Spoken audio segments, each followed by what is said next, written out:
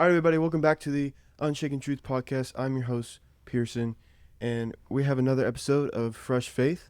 And this is Mia, my friend, and I'm so glad that she gets to be on this podcast today. And we're going to talk about her testimony. And Fresh Faith is just talking about people who have newly come to Christ and newly found the truth of Jesus and how that's changed their life. And I'm so excited to talk about this episode. I'm really excited about this episode. It's going to be a great episode. Mia, how are you doing today? Tell the viewers a little bit about yourself and who you are. I'm good. My name's Mia. I just graduated from Wiley High School. I will be a freshman at Harding University in the fall, and I have been a believer for about like year. Wait, 2 years? No, a year and a half. Nice. About a year and a half. So you've been walking with Jesus for about a year and a half now. Yes, and I have been at Gateway for a little over a year. Nice. That's awesome. Man, I just want to jump right into it and just get to know, I want the viewers to get to know who you are and what your walk with Christ has been and where those, through your childhood and through your whole entire 18 years of life of where that's, happened. So first off, like, where are you from? Have you always grown up here in Wiley? Have you just lived here your whole entire life? Yeah, I've lived in Wiley my whole life, in the same house my whole life. Yeah, in the same room. Never moved. Never moved. Mm-mm. Yeah. So tell us a little bit about like growing up and how was that, like family dynamics, and just tell us a little bit about that and how that, transformed your walk with Christ. Well, growing up, my parents were divorced. They got divorced when I was like 1. And so I didn't really at first my dad lived in Richardson, and then he came back and lived at my house for a little bit. And so during that time was like when he lived in Richardson, I was too young to comprehend what a divorce was. And then when he came back to my house, it kind of was like they weren't divorced. I got to see my dad every day, and like he was there when I woke up, there when I went to bed. And that was really nice. And that was for a majority of my elementary school years. And then probably around like 4th grade, my dad ended up moving to Plano, and he's been there ever since. And that was when I like originally felt like my parents were divorced, and that was when like kind of a shift started. But overall, my parents were really good co-parents. My dad always showed up to things, and my mom and my dad were always really good friends, and so I was grateful for that. But they, due to like the struggles they had in their marriage, they weren't very religious people, and I never really got I never went to church. I never really had the relationship with Christ that I saw some like some people I knew had at that age. But yeah, I did go to a preschool with a Christian. I went to First Baptist Plano for preschool, and it was interesting. I was so young, I don't really remember it, but I know that I know that like Jesus loves you. This I know from there. But then I also we would go to church or chapel every Wednesday or something. But I don't remember it at all because I was so young. But I did hold on to one thing from that preschool, and it was that every time that there was like sirens that passed by, like an ambulance or a fire truck, we would always pray, and I always did that my whole life, even when I like was so far from God, like not even like I like didn't even like care or anything at all. I would still do that, and so I've always kind of had that going for me, I guess. I don't know. Yeah, no, I get that. Yeah, and I think that's a good thing to have, and it's a good thing that the preschool taught you. Yeah. But I mean, you kind of just answered the question. Did you ever grow up going to church or any church in your life, like in your young years? No, I did not, and the only thing I went to was preschool, and then after that, I was not in church at all. And I'm trying to like think of a time like maybe I went to church with like a friend, but I never did. Like I never went to church with a friend, or I never went to like a youth with a friend. I remember a couple of times where like I would spend the night at a friend's house on a Saturday, and they'd be like, "Oh, like I have church on Sunday." And so then my mom would pick me up like earlier in the morning than like normal, so that way like not because my mom didn't want me to go, but just because like I never expressed interest in it. And my parents were like they always would only do things that me and my brother showed interest in. And so I never was like, yeah, I want to go with them. I was always just like, no. So. Gotcha. Man, now, when did you accept Jesus into your life? When did you start following him? So I just graduated from high school the winter, like January, February time of my junior year. Was whenever I started to like get to know okay, pause. I went to Young Life starting freshman year. And Young Life, if you've been to Young Life, you know Young Life is not the well, if you've been to Young Life and been to like church youth, you know that there's a difference, and they're not Young Life is not very religious focused. Like, yes, there is a religion, like I say religious, but I mean like faith. Like faith, there is faith involved, but the focus is more, especially when I was going to Young Life, it was not very. The people there weren't very faith based, and like myself included, like I wasn't. But I do contribute Young Life with a lot of credit for getting me kind of just interested. And like going to Young Life, we would talk about Bible stories and like we'd pray, and I would always ask the leaders questions like, why this, why that, and like I never like really got to know like the gospel per se from Young Life, which I think is not a good thing, but I got to learn a lot about different like attributes of God and how he's very forgiving and very loving. And that was really helpful in the times that I was going through at the time. The times I was going through at the time. Why did I word it like that? No, it's good. But yeah, so Young Life kind of was like my introduction, but I didn't like commit my life to Christ. I didn't know really anything. I didn't even know the gospel through Young Life. It was like your first foot in the door almost. And then junior year, one of my friends invited me to Lake Point, and I went to Lake Point. I enjoyed Lake Point just because it was the first church I ever went to, so I didn't really know anything. Like, I was just like, okay, like, there's a lot of people here, and, like, the worship's really good. But I did like Lake Point, and I went to a worship night with my friends, and that was, like, the first time that I, like, felt Jesus and, like, felt his presence. And from there, I kind of was just, like, all in. I was like, I want more of this. Like, I don't, like, it was, like, I've gone through some really dark times in my life, and just the peace that I felt in that moment whenever like I felt Jesus was so like overwhelming that I was like, I want more of this. Like, I want my life to be like this, and I don't want to keep living in what I've been in. And so ever since then, which was in like February or January of my junior year, I kind of just like all into Jesus. And then I got baptized like shortly after. I got baptized on Super Bowl Sunday. You're pretty proud of that, aren't you? I am pretty proud of that. And then yeah, got baptized. I got my dad to go to church on Super Bowl Sunday. Yeah. Crazy. Yeah. So let's backtrack a little bit. Like, what led you up to that moment of being, such at a need for Jesus? I know.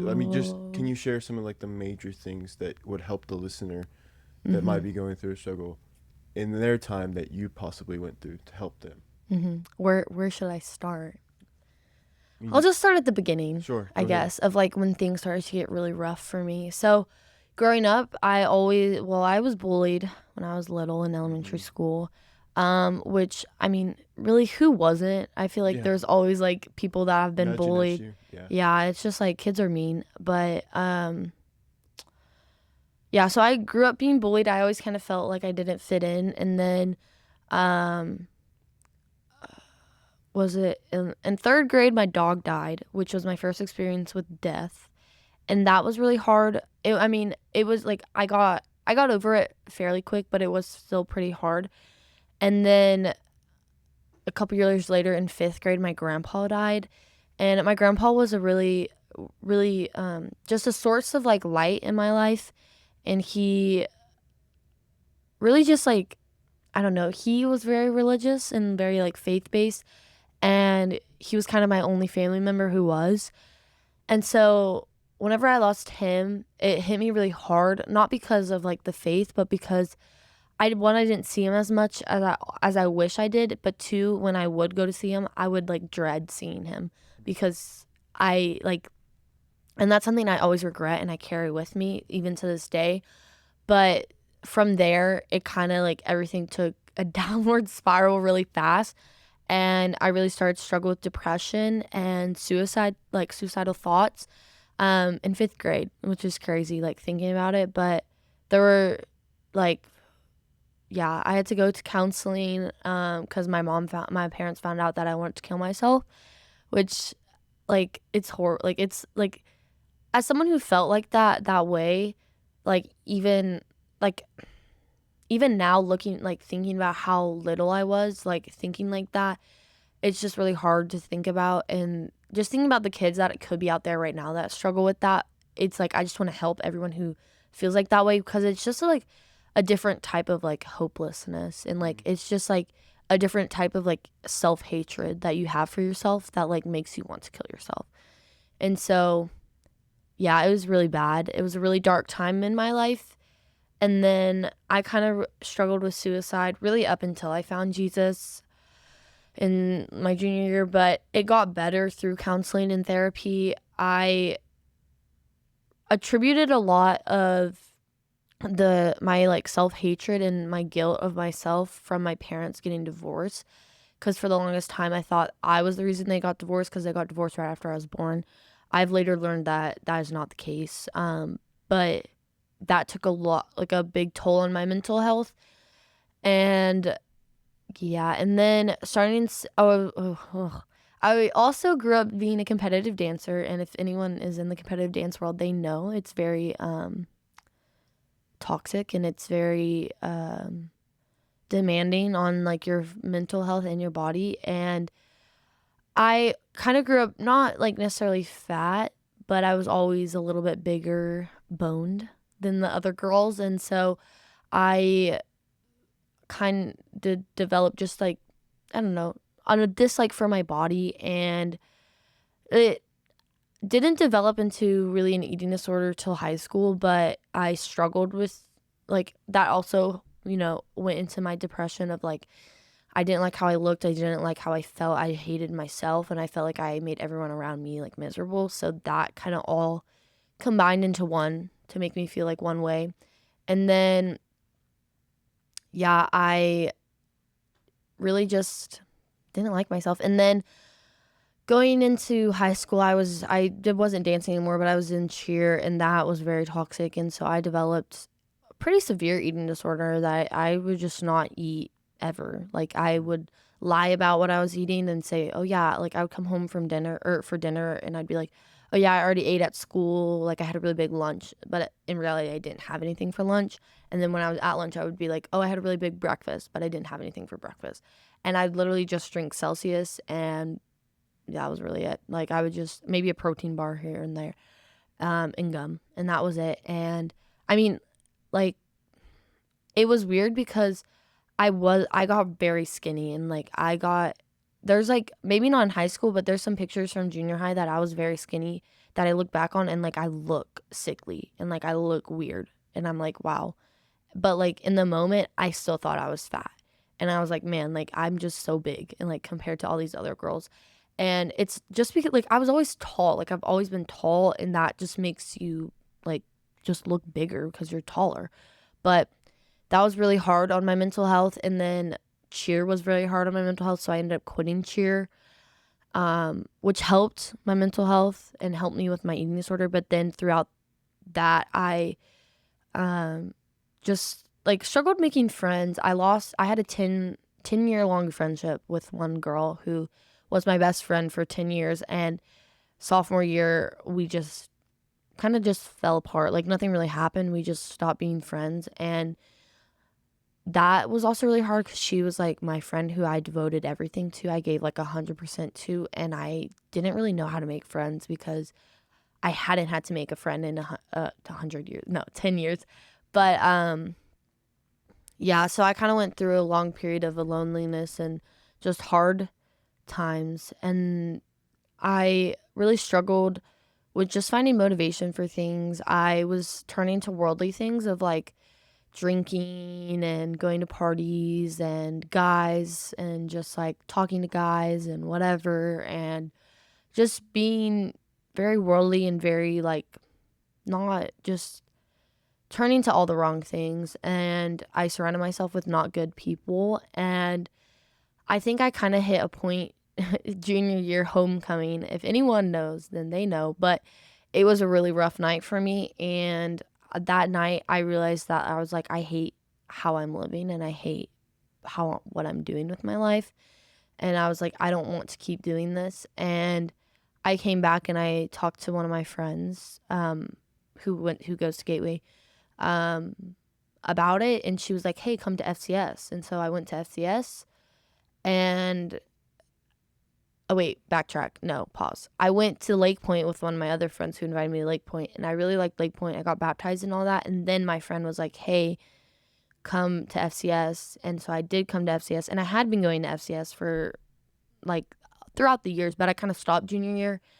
And then she was like, come to Gateway for like youth. And I was like, okay. So I came to Gateway. And then from there, that night was like really a pivotal point in my life. Like at Lake Point, like I gave my life to Christ and I got baptized, but Gateway was the first time that I felt like at home. Like I found like the place where God was calling me was at Gateway. And yeah, I ended up just that night signing up for Mission Arlington, then going on a mission trip with them, like literally after meeting, like going to one midweek. And then from there, I just like dove all into Gateway, and I started coming on Sundays, stopped going to Lake Point, and now I go to Gateway full time, go to Sundays and Wednesdays. And throughout my time with Gateway, I think I've just flourished, honestly, with Yeah, the and Lord. I definitely don't think it's Gateway's glory. I think it's all glory to God. Mm-hmm. I think it's all glory to the people that He's surrounded you with to help you, pull you out of that darkness, pull you Right. out of that pit. And I think that's so cool to see God working through your life and working through everything that you've been through.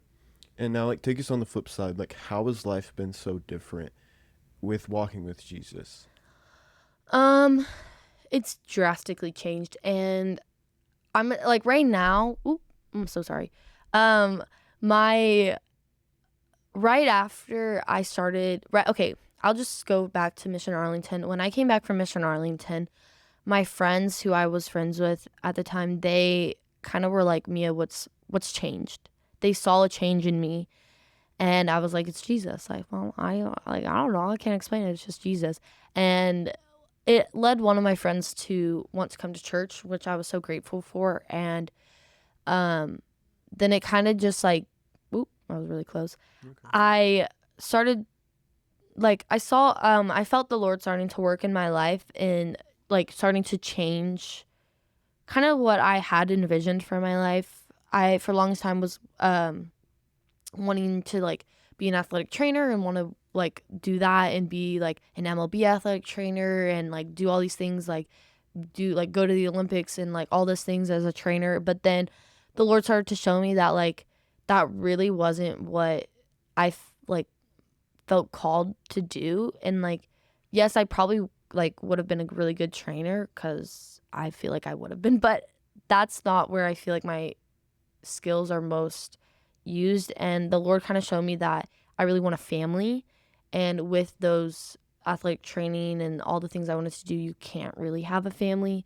especially like as the woman, because like you have to have the kids, and that it just doesn't work out as well.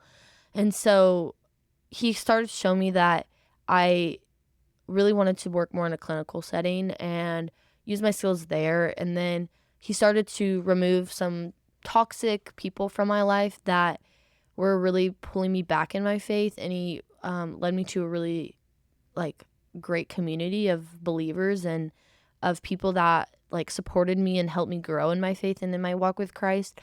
And yeah, he worked a lot in my family because my family is not very religious even now, and they're not very like they have no faith besides my mom. My mom is very she grew up in the church. Both my parents grew up in the church, but my dad has a very strong opinion about the church who he's not letting up on at all.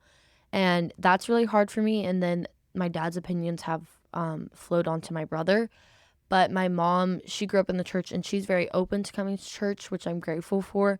And that's only something that I can like thank God for, because it's not because of me, it's because of him. Because like my mom told me, like she saw that, like my mom knew I was drinking. My mom knew I had an eating disorder. My mom knew all these things I was going through, and like she saw the change in my life when I started to follow Jesus, and she saw how like drastically my life changed and how like more positive I was, and that made her want that. Yeah. And so she I'm grateful that she is open to having a faith, because knowing that she is helps with the pain that my brother, my dad aren't, and I pray for them every day. And it's a really hard thing knowing that, you know, if they don't come around, like one day you're going to go to heaven, and then your family, like part of your family's not going to be there.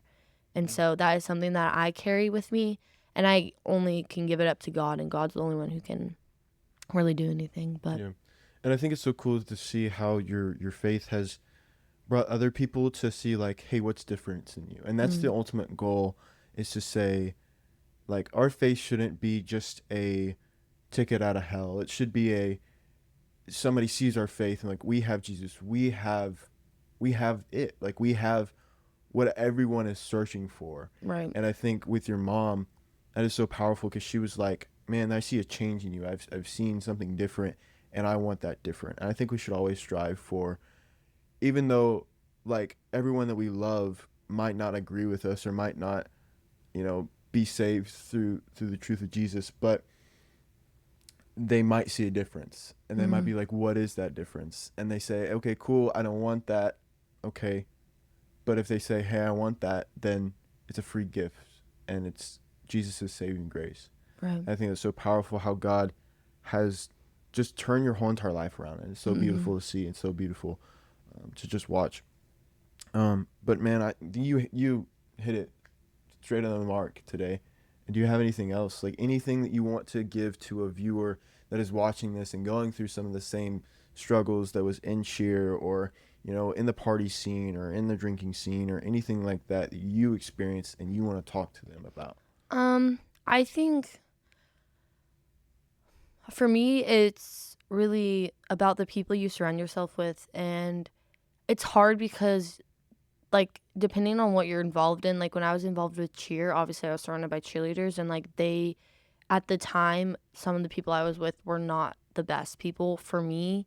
And it led me to some dark things. And then growing out of that, I surrounded myself with not the best people, or at least just people who are also hurting, who were turning to the same things that weren't good for us, and like drinking. And like it's really easy. I always said like, oh, I'm not going to drink till I'm 21, like there's no need to. But then when you get like to someone's house and everyone's drinking, you don't want to be the Debbie Downer, you don't want to be the one person not drinking. And it gets to a, like, it's not peer pressure. Like I was never peer pressured. Like my friends were very like, they were all nice, like they never were like, you have to drink. But I just did it because out of like, I didn't want to be like the like lame person, or I just wanted like, I didn't. And then it got to a point where I was like, no, like I like doing this, but I never really did. Like drinking's not really fun, or at least it wasn't for me. And so I think it's just about the people you surround yourself with, because those people are going to either bring you down or uplift you. And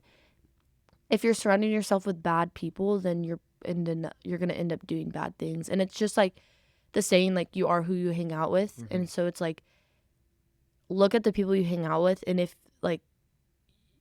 people were like talking about you and they're like, oh, they're this person, would you be okay with that? Like, would you be okay with having that as your image? And if no, then that just means you need to shift the people you're with, because I had to like reflect on that, and it was hard. Like it was not easy to like cut out people that I cared about. Like I cared about these people, but they weren't really serving me the way I needed to be served anymore. Feeding you goodness. Yeah. You, and so showing you Jesus. That's really my main thing is like, it's about the people you surround yourself with that will kind of, well, at least for me, I'm a very social person, and it's hard for me to do things on my own. And so if I didn't have the community I have here, the community of believers that I had, I don't think I would be where I am in my faith.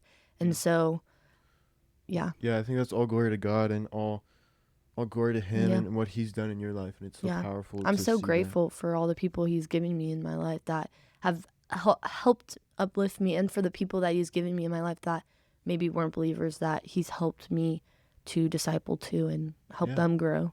That's awesome. It's awesome to see. It's awesome to see how death is brought to life. So, do you have anything else you want to share? Any last words? No, I don't think so. Yeah. I think I'm. Sweet. I don't know. Thank you so much for coming on. This was an awesome episode. Thank you for the listener. And if you're out there and if you need help and you're searching, come to Gateway Community Church, the great church. And but I thank you guys for listening to this podcast, Unshaken Truth. It's been a fun one. Got anything else? Nothing? No, which camera am I looking at? No, we'll look at that one. Oh, okay. I was like, It's all good. All right. Okay. Thank you guys so much for tuning in to the Unshaken Truth podcast. It's been a blessing. God bless.